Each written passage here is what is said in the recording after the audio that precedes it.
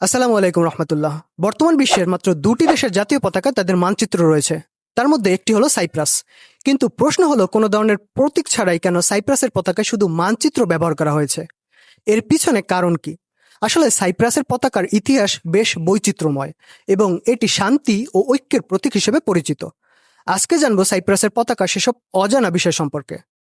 সাইপ্রাসের পতাকার বৈচিত্র্যময় বিষয়গুলো জানতে হলে প্রথমে সাইপ্রাসের কিছুটা ইতিহাস জানতে হবে।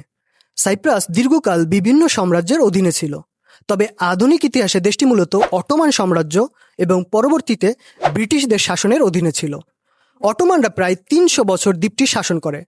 পরবর্তীতে ১৮৭৮ সালে একটি চুক্তির মাধ্যমে ব্রিটেন দ্বীপটির প্রশাসনিক দায়িত্ব গ্রহণ করে। ১৯১৪ সালে প্রথম বিশ্বযুদ্ধ চলাকালীন ব্রিটেন এটি আনুষ্ঠানিকভাবে নিজেদের অন্তর্ভুক্ত করে এবং ১৯২৫ সালে একে ক্রাউন কলোনি বা রাজকীয় উপনিবেশ হিসেবে ঘোষণা করে। সাইপ্রাসে মূলত প্রধান দুটি জাতিগোষ্ঠী বসবাস করে থাকে, তুর্কি এবং গ্রিক। যারা তুর্কি তাদেরকে তুর্কি সাইপ্রিয়ট এবং যারা গ্রিক তাদেরকে গ্রিক সাইপ্রিয়ট বলা হয়ে থাকে।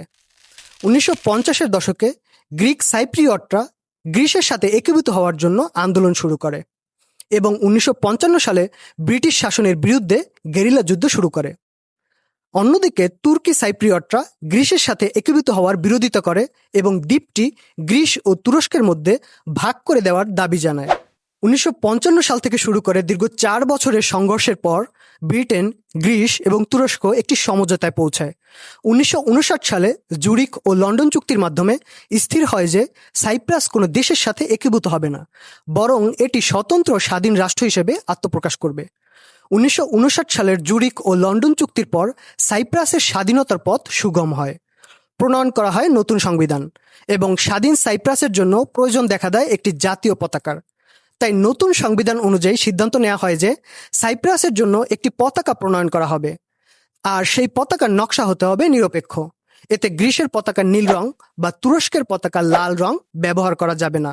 গ্রিকরা খ্রিস্টান এবং তুর্কিরা ইসলাম ধর্মাবলম্বী হওয়াতে দ্বন্দ্ব এড়ানোর জন্য এই পতাকাতে কোনো ধর্মীয় প্রতীক যেমন ক্রস বা অর্ধচন্দ্র রাখাও নিষিদ্ধ ছিল। এই শর্তগুলোর কারণ ছিল যাতে তুর্কি এবং গ্রিক সাইপ্রিয়টদের মধ্যে ঐক্য বজায় থাকে এবং দ্বন্দ্বের সৃষ্টি না হয়। এই শর্তগুলো সবাইকে জানিয়ে দিয়ে পতাকার নকশা করার জন্য তখন সাইপ্রাসে একটি প্রতিযোগিতার আয়োজন করা হয়। সেই প্রতিযোগিতার মাধ্যমে সাধারণ জনগণের কাছ থেকে পতাকার ডিজাইন সংগ্রহ করা হয়।